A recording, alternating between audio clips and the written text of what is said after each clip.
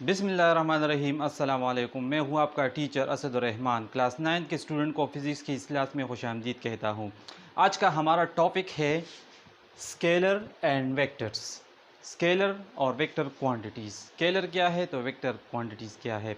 हमने डायरेक्शन की बुनियाद पर मकदारों को दो कैटेगरीज़ में डिवाइड किया है। एक को हम स्केलर कहते हैं, दूसरे को हम वेक्टर कहते हैं।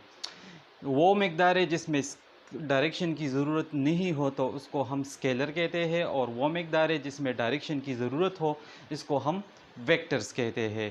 यानी स्केलर की डिफिनीशन इस तरह बनता है। आपको ये वीडियो अच्छा लगे और आप इस चैनल पे नए हो तो वीडियो को लाइक करें और चैनल को सब्सक्राइब करें। शुक्रिया। दोज क्वांटिटीज़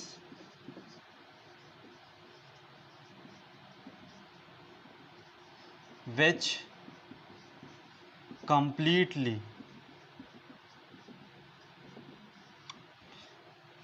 describe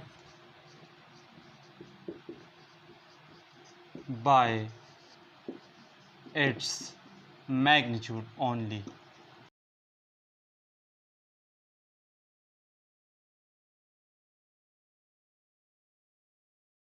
यानी ये वो मकदारें हैं जो सिर्फ मैग्नीट्यूड से स्पेसिफाई हो सकते हैं।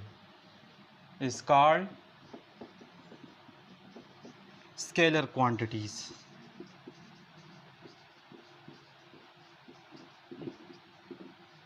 इसकी मिसाल वॉल्यूम है, टाइम है, टेम्परेचर है, मास ईटीसी।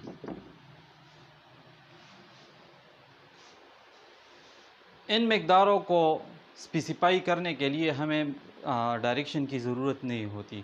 फॉर एग्ज़ाम्पल, अगर हम किसी दुकानदार के पास जाते हैं और इनसे कहते हैं कि हमें 5 किलोग्राम चीनी चाहिए, तो हम इनको ये नहीं कहते हैं कि हमें 5 किलोग्राम चीनी in the direction of north दे दो या in the direction of south दे दो, बल्कि जब मैं इनको सिर्फ मैग्नीट्यूड बताता हूँ तो दुकानदार समझ जाता है और वो मुझे 5 किलोग्राम का चीनी देता है। इस तरह टाइम में भी डायरेक्शन की ज़रूरत नहीं होती, वॉल्यूम में भी डायरेक्शन की ज़रूरत नहीं होती। तो वो मकदारें जिसमें डायरेक्शन की ज़रूरत ना हो इसको हम स्केलर कहते हैं। अच्छा, आप चलते हैं वेक्टर क्वांटिटीज़ की तरफ। अच्छा, वेक्टर क्वांटिटीज़ तो ये वो मकदार है जिसमें डायरेक्शन की मैग्नीट्यूड के साथ साथ डायरेक्शन की भी ज़रूरत होती है।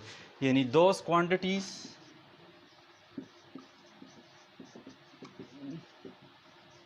which completely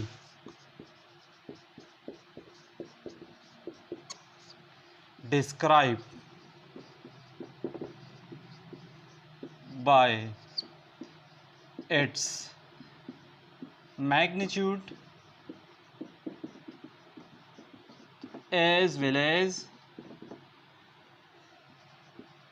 proper direction।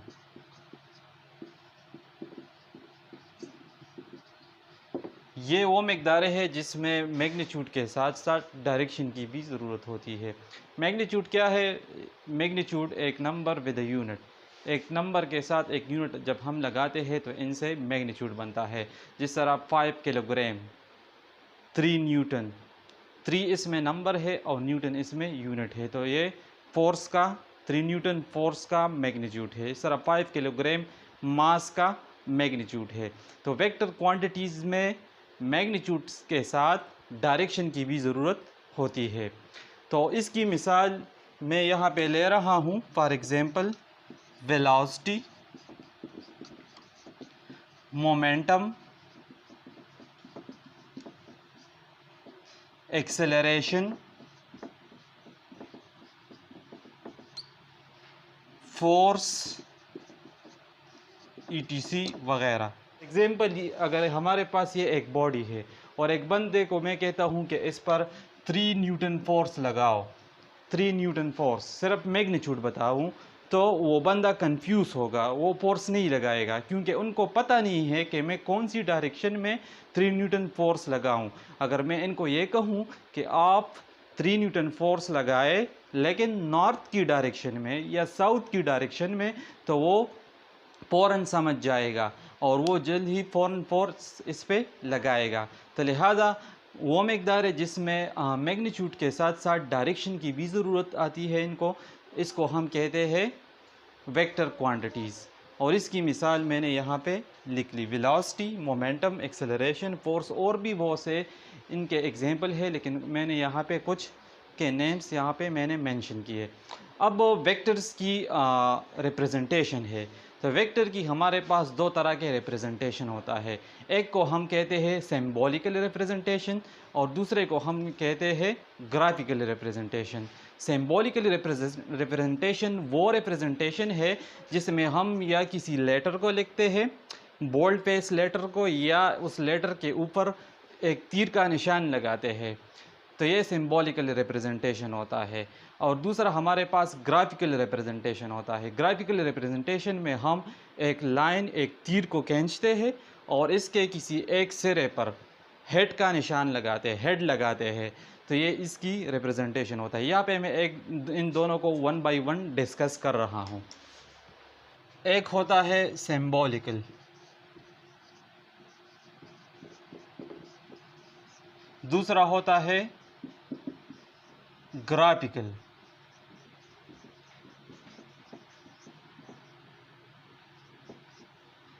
Symbolical representation और ग्राफिकल रिप्रेजेंटेशन। सिंबॉलिकल रिप्रेजेंटेशन क्या होता है? इसमें हम लेटर्स इस्तेमाल करते हैं इस तरह, या इसके ऊपर तीर का निशान लगाते हैं या इसके नीचे तीर का निशान लगाते हैं, और या हम बोल्ड पेस लेटर को यूज़ करते हैं इस तरह।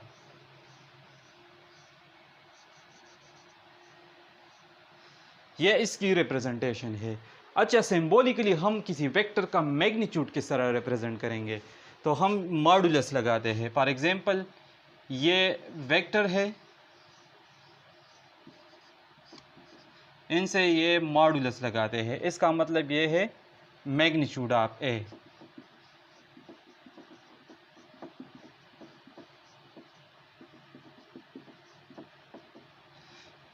Magnitude of A. और इसका डायरेक्शन किस तरह रिप्रेजेंट करते हैं? ये लेटर लगाते हैं और इसके ऊपर हेड लगाते हैं। तो ये हमें इस वेक्टर का, वेक्टर ए का डायरेक्शन बताता है कि ये इस वेक्टर का डायरेक्शन है। तो ब्रीफली हम किसी वेक्टर को किस तरह लिखेंगे, क्योंकि इसमें मैग्नीट्यूड भी होता है और डायरेक्शन भी। तो एक वेक्टर हमारे पास सिंबॉलिकली बराबर होता है A vector equal to A magnitude into A hat, direction of A. तो एक वेक्टर को हम ब्रीफली इस तरह रिप्रेजेंट करते हैं। तो ये तो था सिंबॉलिकल रिप्रेजेंटेशन। अब आते हैं ग्राफिकल रिप्रेजेंटेशन की तरफ।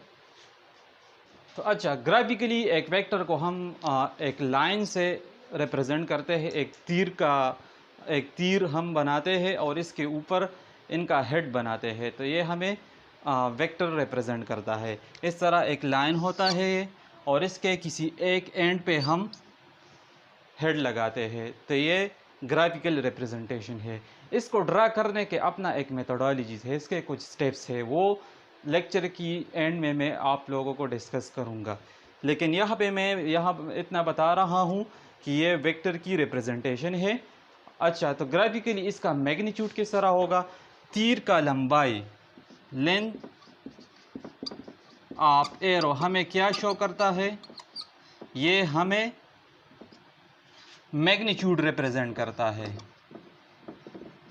अगर मैग्नीट्यूड ज़्यादा हो तो इस तीर की लंबाई ज़्यादा होगी, अगर मैग्नीट्यूड कम हो तो इस तीर की लंबाई कम होगी। इसी तरह एरो हेड हमें क्या रिप्रेजेंट करता है? इसका हेड हमें डायरेक्शन बताता है, डायरेक्शन ऑफ वेक्टर कि ये कौन सी डायरेक्शन में है। फॉर एग्जांपल यहाँ पे मैं, ये वेक्टर ए है और यहाँ पे मैं दूसरा वेक्टर बना रहा हूँ बी। तो मैग्नीट्यूड के लिहाज से ए का मैग्नीट्यूड ज़्यादा है क्योंकि इसकी लंबाई ज़्यादा है, और मैग्नीट्यूड ऑफ बी इनके मुकाबले में कम है क्योंकि इसकी लंबाई कम है। और डायरेक्शन दोनों का अपोजिट है। अगर ये नॉर्थ की डायरेक्शन में है, अगर ए नॉर्थ की डायरेक्शन में है तो बी जो है वो ये साउथ की डायरेक्शन में होगा। यहाँ पे मैंने मैप बनाया है नॉर्थ और साउथ। ए नॉर्थ की डायरेक्शन में है और बी साउथ की डायरेक्शन में है। तो ब्रीफली मैं ये कह सकता हूँ कि एरो हेड हमें डायरेक्शन बताता है और इसकी लंबाई हमें मैग्नीट्यूड बताता है। अच्छा, अब इसकी ड्रा करने का तरीका है, वेक्टर को हम ग्राफिकली किस तरह ड्रा करेंगे, तो इसके कुछ स्टेप्स हैं वो अब मैं डिस्कस कर रहा हूँ। Steps for drawing a vector.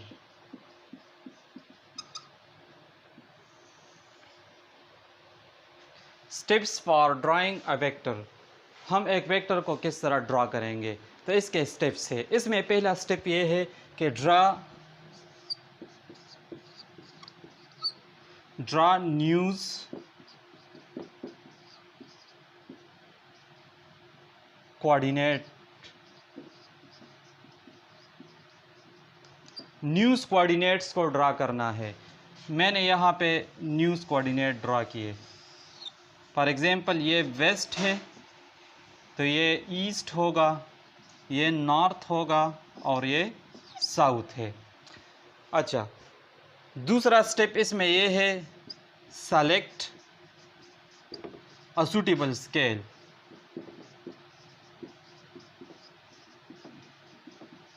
एक सूटेबल स्केल को आपको सेलेक्ट करना है। फॉर एग्जांपल अगर कोई मुझसे कहे कि 100 न्यूटन का ईस्ट की डायरेक्शन में एक वेक्टर ड्रा करो,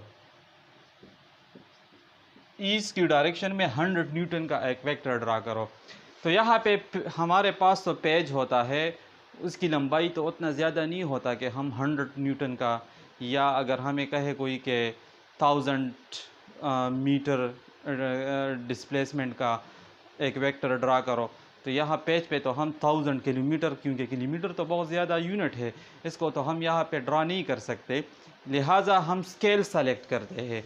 किस तरह सेलेक्ट करते हैं, हम कहते हैं कि for example 10 Newton force 1 centimetre line अगर मैं पेज पे ड्रा करूँ तो इसका मतलब 10 न्यूटन होगा।